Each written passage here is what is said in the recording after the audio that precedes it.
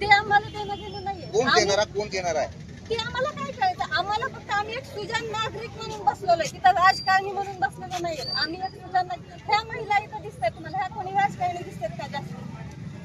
कुणाला काम देणार त्याच्याशी आम्हाला देणं घेणं. आम्हाला फक्त एवढं माहिती की रस्ते झाले पाहिजेत आणि चांगल्या क्वालिटीचे झाले पाहिजे, एवढीच आमची मागणी आहे. नागरिक कृती समितीच्या वतीने तुम्ही आंदोलन करताय. ही कृती समिती स्थापन कधी झाली आणि 18 महिन्यात या अगोदर आपण निवेदन दिलं होतं का? निवेदन 18 महिन्याच्या अगोदर नाही दिलेलं, पण आता तर दिले नाही का? मिळाली आहे ना आम्हाला, निधी मिळाली आहे ना आपल्या शहराला. ही कृती समिती स्थापन कधी झाली? त्याचे अध्यक्ष कोण आहेत, पदाधिकारी काय आहेत, कोण कोण आहेत त्याच्यामध्ये? मी त्याच्याबद्दल आपली माफी मागते की ते मला माहिती नाहीये. कारण आम्ही आज उभा राहिलोत, महिला आलोत, आम्हाला एवढं माहिती झालंय. आज सोशल मीडियावर सगळीकडे पसरते की निधी आलेला आहे आणि निधी तो वापस गेलेला आहे. तर वापस का जाऊ द्यायचा? निधी मिळालेला आहे ना, तो यायला पाहिजे, आपल्या शहराला मिळायला पाहिजे. भाजपच्या वतीनं मेसेज देण्यात आले आणि इथं उपस्थित राहायला सांगण्यात आलं. आपल्याला भाजपकडून मेसेज आला होता का? नाही, मी भाजपची उमेदवार नाहीये, आधी स्पष्ट सांगते. मी कोणत्या पक्षाची? मी काय सांगितलं, आज इथं पक्ष इथं मायने नाही ठेवत आपल्याला, पक्षासाठी नाही आले. हो, लहानपणापासून रस्ते बघताय, मग आपण आजच हा भूमिका का घेतली? कारण त्यावेळेस चांगले होते रस्ते, त्यावेळेस आज तक्रार गरज आहे ना. सर्वसामान्य नागरिक त्यावेळेस होत आणि आज या कॉन्स्टिट्यूशन मी एक सांगते की समाजाला, जनतेला रस्ते चांगले मिळणे हा त्यांचा कॉन्स्टिट्युशनल राईट आहे किंवा फंडामेंटल राईट आहे. तुम्हाला पण माहिती आहे, फंडामेंटल राईट म्हणजे मूलभूत हक्क, आणि मूलभूत हक्क हे सर्वांना मिळायला पाहिजे. हे कुणीच तुमच्यापासून स्थगित करून घेऊ शकत नाही किंवा वापस काढून घेऊ शकत नाही. काम सुरू केलं, कधी केलं काम चालू? आताशी निधी आलेला आहे ना आणि त्याला स्थगिती मिळालेली आहे. कामच चालू झालं नाही तर कसं करणार? तुम्ही काम चालूच होऊ देत नाही. काम चालू व्हायला पाहिजे, हीच आमची मागणी आहे सध्या. उद्घाटनाचे काही फोटो व्हायरल झाले? उद्घाटन झालं म्हणजे निधी आल्यामुळे त्यांचं. आणि मला आणखीन एक सांगायचं की निधी मिळाला ना, त्याच्यामुळे ते खरंच कौतुकास्पद आहे आणि आम्हाला अभिमानास्पद आहे. कोण आणलं आपल्याला माहितीच आहे, सोशल मीडियावर सगळीकडे पसरते की भाजप नेते राणादादांनी निधी आणलेला आहे. पालकमंत्री तानाजीराव सावंत आणि मुख्यमंत्री एकनाथ शिंदे असताना तो निधी आला. महायुतीकडून मिळालेला आम्हाला फक्त एवढं माहिती आहे. आणि तुम्ही त्याच महायुतीच्या विरोधात आंदोलन आज करताय? नाही ना, महायुतीच्या विरोधात पालकमंत्र्यांनी स्थगितीची हो तक्रार माहिती आहे. दिली. पालकमंत्री आपलेच आहेत, आमच्या पालकमंत्री सध्या महायुतीचेच आहेत, पण त्यांना पण कोणीतरी काहीतरी सांगितलं असेल ना, त्याच्यामुळे स्थगिती मिळाली असेल ना. तर ते ऐकून ये. म्हणूनच मी देवेंद्रजी फडणवीस साहेब आपले मुख्यमंत्री यांना विनंती करते की तुमचे राजकीय काही धाराशिवचे राजकीय असतील प्रश्न ते बाजूला ठेवा आणि आमच्या धाराशिवकरांची मागणी तुम्ही मान्य करा. कसं आम्हाला एवढी इच्छा. 18 महिन्यापूर्वी याला खरं तर मंजुरी मिळाली. 18 महिन्यापासून स्थगिती, त्यावेळी का आंदोलन त्यावेळेस मिळाली होती ना.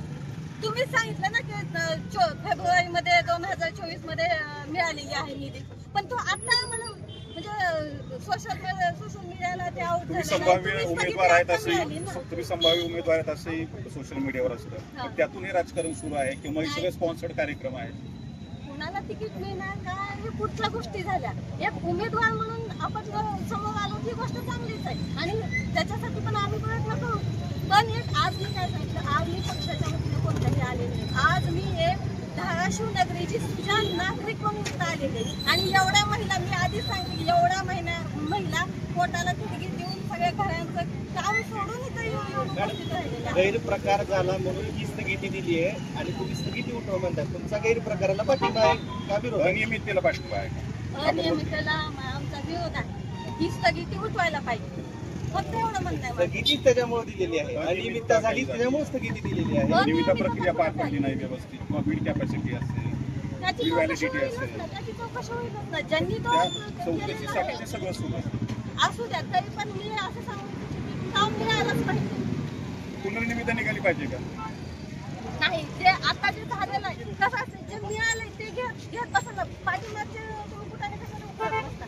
आता मिळाले ना आपल्या शहराला, तर मिळालंय ते घ्या ना. ठेकेदार बदलताना पाहिजे, ठेकेदाराचा आम्हाला काही प्रश्न नाही. आम्हाला ठेकेदाराशी काही प्रश्न नाही किंवा कुणी आला राजकारणाशी काही आमचं देणं घेणं नाही. आमची फक्त एवढी मागणी आहे की शहराचा विकास झाला पाहिजे, कारण आमच्यासाठी शहराचा विकास हाच आमचा ध्यास आहे.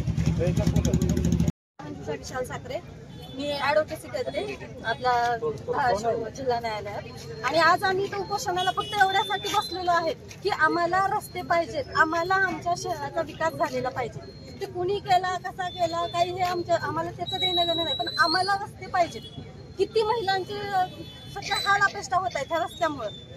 आता आपण मध्येच पाहिलेलं आहे की छत्रपती शिवाजी महाराज चौक हे आंबेडकर डॉक्टर बाबासाहेब आंबेडकर चौक ह्या रस्त्याच्या मध्ये एका व्यावसायिकाचा मृत्यू झालेला आहे. मग हे तुमचे डोळे कधी उघडणार आहे? ज्या वेळेस एखाद्याचा जीव जातो त्यावेळेस तुम्हाला लक्षात येत, काही सुद्धा लक्षात येत नाही. ही खरंच एक वाईट गोष्ट आहे.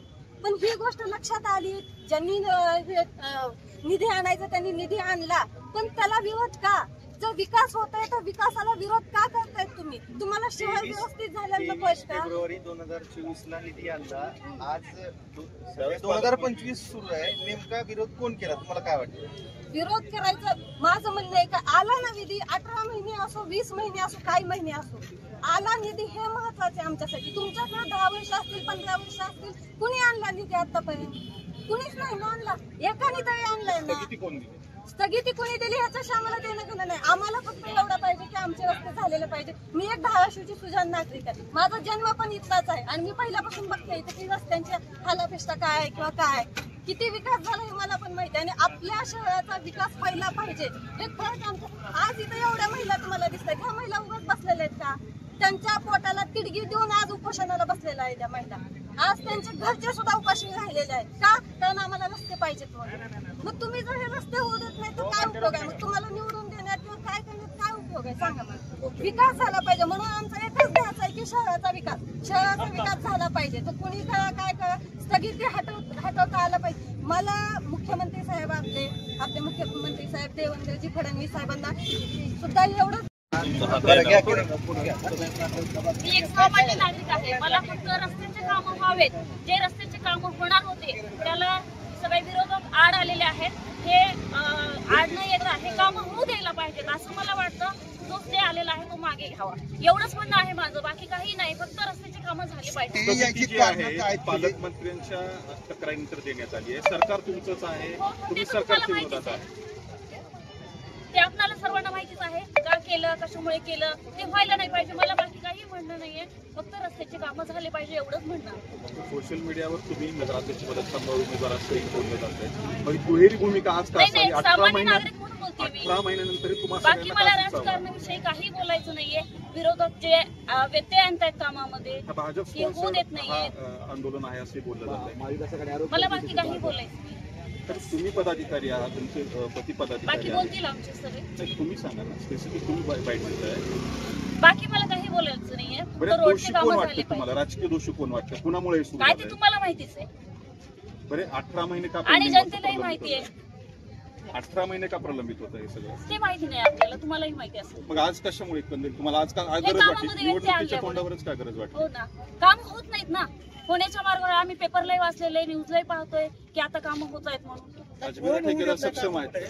आता ते माहिती आहे तुम्हाला, विरोधक आहेत, कोण आहेत, काय नाही, ते तुम्हालाही माहिती आहे, तुम्ही जनतेलाही आंदोलन माहिती आहे. करताय, मग थोडी भूमिका क्लिअर क्लिअर पाहिजे ना, काहीतरी तुम्ही ठाम आंदोलन कशासाठी आहे, कुठल्या मुद्द्यासाठी? आम्हाला फक्त रस्ते चांगले होण्याचा कोणी त्याला स्थगिती बाकी दिली? काही कशामुळे नाही. स्थगिती दिली? कोण स्थगिती दिली?